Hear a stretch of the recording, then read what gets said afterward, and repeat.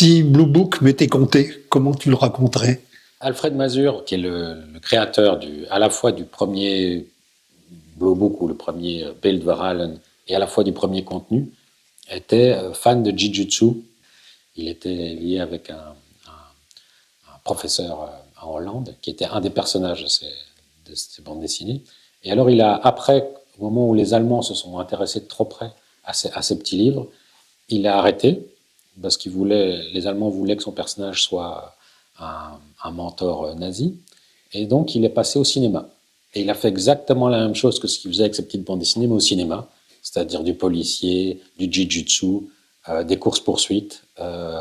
Et il y a des films qui existent, donc ça a été tourné en Hollande. Et ça a été un tabac.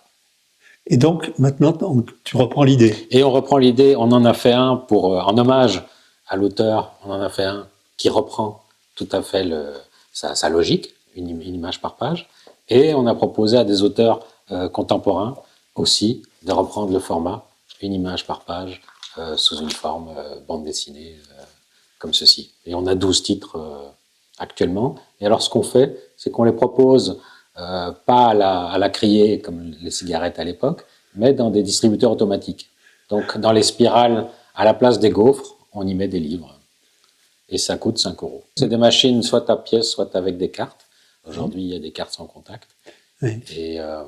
Et c'est comme ça. On a fait des couvertures qui ne sont pas très parlantes. Elles sont plutôt visuelles, parce qu'on est plutôt pour une narration par image. Donc c'est du roman graphique, mais ça déborde parfois de la définition du roman graphique. Mais ça va dans beaucoup de domaines.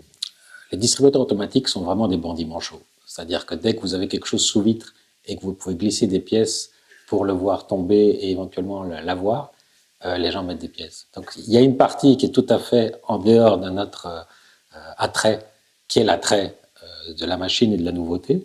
Mais ensuite, on a le plaisir de la lecture. Et ici, c'est vraiment des auteurs à part entière qui prennent contrôle de ce petit support. Donc il y a du contemporain et des choses de patrimoine. Quand tu dis nous, ça veut dire quoi?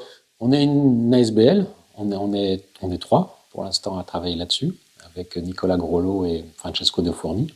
Et donc à 3, on démarche, on fait le nécessaire et on fait aussi le suivi des auteurs. Il y a eu récemment une exposition à la Bibliothèque nationale concernant ce...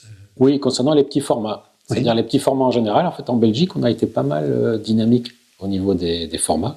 Et les petits formats, les poches, par exemple, on pense aux collections Marabout, qui ont eu un succès fou. Il y avait les Marabout Flash, qui était un petit format carré, qui a lancé une vogue énorme. Et donc, la Bibliothèque royale voulait mettre un coup de projecteur sur les petits formats, autant du passé que du présent. Et c'était dans la machine aussi, on pouvait... Et on avait déposé une machine avec un collaborateur du vending qui s'appelle Finest Globe. On avait mis une machine près des toilettes de la KBR et ça fonctionnait. C'était assez agréable de voir disparaître les livres et de les voir apparaître dans les mains des lecteurs. Tu parlais de bandit manchot, mais tu es en quelque sorte un vieux bandit de l'image, si j'ai bien compris, puisque tu as une longue carrière derrière toi. Oui, j'aime beaucoup l'image, j'aime beaucoup l'articulation par image, c'est-à-dire comment s'exprimer par une suite d'images, pas juste une image, donc ça ce serait de l'illustration ou de l'art plutôt graphique. Ici c'est vraiment par 2 images, ou en tout cas 2 sujets qui s'entremêlent ou qui se juxtaposent. Et là on commence à avoir vraiment quelque chose qui m'enthousiasme. C'est vraiment le choc des images, la juxtaposition, comparer les images, et de là naît quelque chose dans son cerveau. Ça peut être une narration, ça peut être un sentiment, ça peut être une comparaison, donc un choc entre 2 choses qui apparemment on n'aurait pas reliées ensemble, mais l'auteur relie ce qui n'aurait pas dû être relié. Tout d'un coup, on a un flash.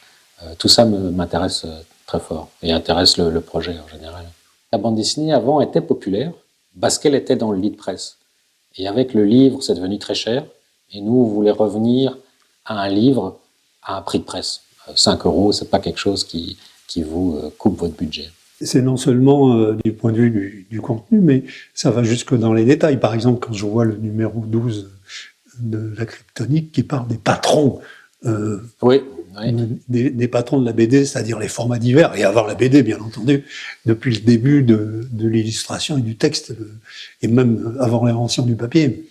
Oui, c'est-à-dire que c'est pas limité même au terme bande dessinée. Ce qui nous a plu avec le projet Blue Book, c'est qu'on oublie que c'est une bande dessinée, un roman graphique, un manga, un manhwa ou un comics.